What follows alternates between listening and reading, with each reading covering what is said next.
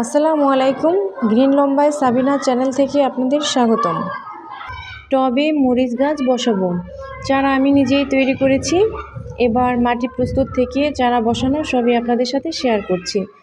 নিয়েছি মাটি, কয়েকদিন জমিয়ে রাখা সবজির খোসা, অনেক পুরনো গোবর সার, আরও আছে কোকোপিট। কোকোপিটগুলো অনেক পুরনো তাই কালো দেখতে লাগছে। এবার নিয়ে নিচ্ছি কিছু কাঠের গুঁড়ো। এবার সব উপাদানগুলো একে একে টবে দিয়ে দিচ্ছি। প্রথমে দিচ্ছি কিছু কাঠের গুঁড়ো, দিচ্ছি বেশি করে সবজির খোসা। মাটির চারার শিকড় সবজির খোসা পর্যন্ত পৌঁছাতে সবজির খোসাগুলো পচে সার হয়ে যাবে।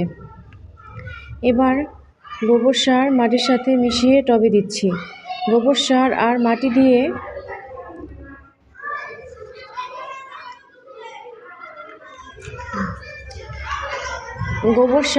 মাটি দিয়ে টবগুলো ভরাট করে দিলাম।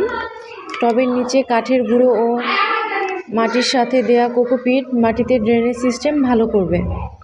হাতের কাছে থাকা অল্প উপাদান দিয়ে আমি টবের মাটি তৈরি করেও ভালোই ফলন পাই।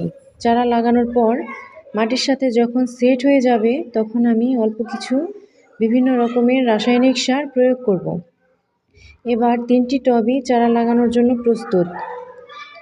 মরিচের চারাগুলো লাগিয়ে দিচ্ছি।